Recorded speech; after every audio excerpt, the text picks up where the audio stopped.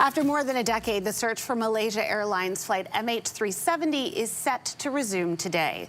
The Boeing 777 vanished in March 2014 with 239 people on board, leaving families and investigators without answers. Malaysian officials say a deep-sea company will restart operations in the southern Indian Ocean using advanced technology to target the most likely search areas. John Graydeck, faculty lecturer and program coordinator for the aviation management program at McGill University, joins us now. John, welcome. Good morning, Michelle. Good morning. So tell us, why is the research resuming now? Aviation does not like mystery, and this is probably one of those lingering mysteries that needs to be resolved. We've been trying to resolve this for 12 years, and we've had multiple attempts, and this is just the latest attempt by Oceanic, the third attempt by Oceanic to in fact look for the wreckage and the remains of passengers on board that. As you mentioned, it's been a long time that we've been dealing with this mystery. It's been more than 11 years since MH370 disappeared. So can you remind us, take us back what happened to that day in 2014? Well, the aircraft was flying from Kuala Lumpur to Beijing. It left Kuala Lumpur around midnight. It was an overnight flight to Beijing, about 7 hours. Into the flight, it disappeared.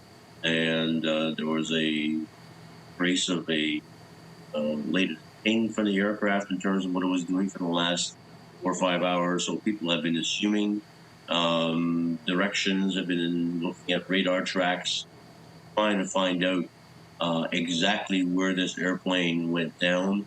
There is no question in anybody's mind that the aircraft has broken up.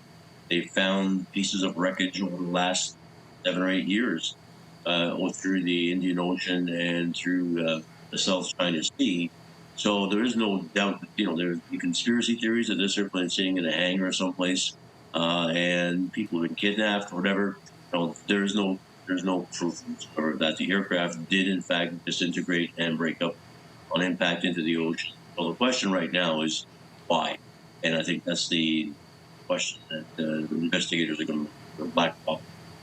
Well, other than the question of why this happened, you mentioned there have been a few pieces that have been found. Why has been finding the aircraft been so challenging for investigators over the years, in your opinion? Well, this is deep water. This is it's waters at 5,000-6,000 feet deep. Aircraft seems to have broken up because of the components that we've seen come up in recovery. So the aircraft is not in one piece. The aircraft is in multiple pieces.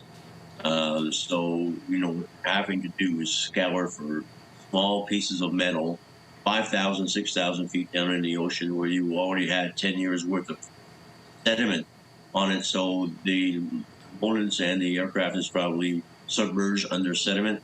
And so it's not a visual. You're going to have to look at ground penetrating radar and lasers to look for the components of that aircraft. So it's a tedious job.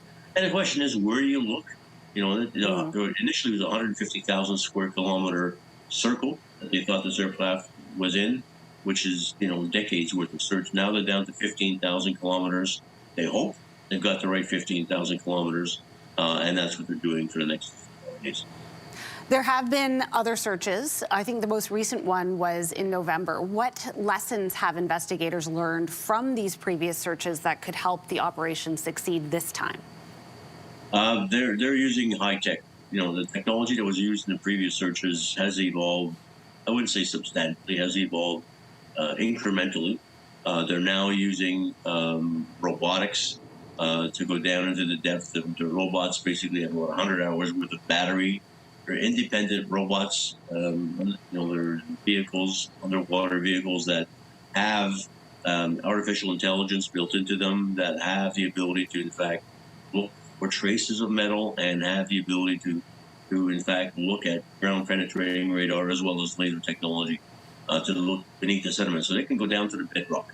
Well, they have the technology improved significantly over the last few years that now they feel that it's reached the point where the chances of finding metal are a lot. I certainly hope that more answers are found this time. John Graydeck, thank you so much for joining us today. My pleasure. Have a great day. Take care. You too. If you like that video, make sure to subscribe to the Your Morning YouTube feed, where you can find all kinds of new content posted every weekday morning.